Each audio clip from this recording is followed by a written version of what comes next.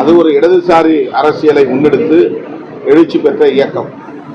ஆனால் இன்றைக்கு வலதுசாரிகள் அந்த இயக்கத்தை வழிநடத்தக்கூடிய அளவுக்கு அல்லது பஞ்சாயத்து செய்யக்கூடிய அளவுக்கு ஒரு பரிமாணம் ஏற்பட்டிருக்கிறது அல்லது பரிணாமம் ஏற்பட்டிருக்கிறது என்பது கவனிக்கத்தக்கது.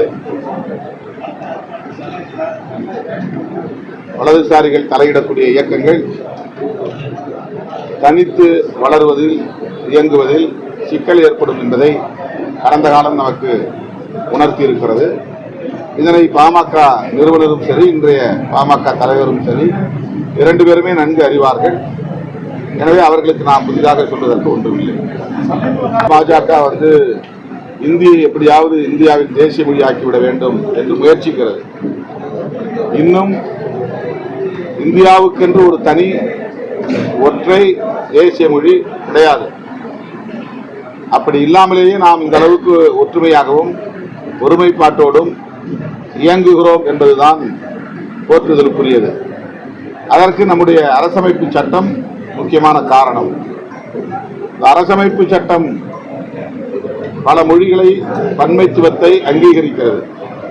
பல மதங்களை, பல தேசிய இனங்களை, பல கலாச்சாரத்தை அங்கீகரிக்கிறது.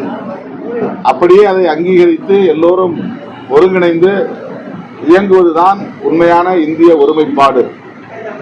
ஒரு மொழியை தேசிய மொழியாகவும், ஒரு மதத்தை தேசிய மதமாகவும், ஒரு கலாச்சாரத்தை தேசிய கலாச்சாரமாகவும் மாற்றுவதற்கு பாஜக முயற்சிக்கிறது. அதனால்தான் ஆங்காங்கே இத்தகைய முரண்பாடுகளும் மோதல்களும் உருவாகின்றன. பாஜகவுக்கு எதிரான விமர்சனங்களும் அதிகரிக்கின்றன. அரசமைப்பு சட்டத்தின்படி பாஜக செயல்பட வேண்டும், பன்மைத்துவத்தை அங்கீகரிக்க வேண்டும்.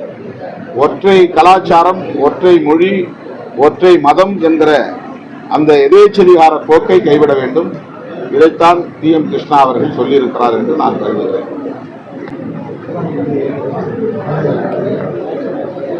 வேல்முருகன் என்ன பின்னணியில் அதை சொன்னார் என்று எனக்கு தெரியவில்லை. அவருடைய பேட்டி இன்னும் நான் பார்க்கவில்லை. அது மாணவிகளையும் குறைத்து மதிப்பிடுவதாக அல்லது கொச்சைப்படுத்துவதாக இருக்கிறது. அப்படிப்பட்ட விமர்சனங்களை அவர் தவிர்த்திருக்கலாம் என்பது என்னுடைய கருத்து. அதை கண்டினியூ பண்ணுங்கிறதா பிஜேபியுடைய விருப்பம்.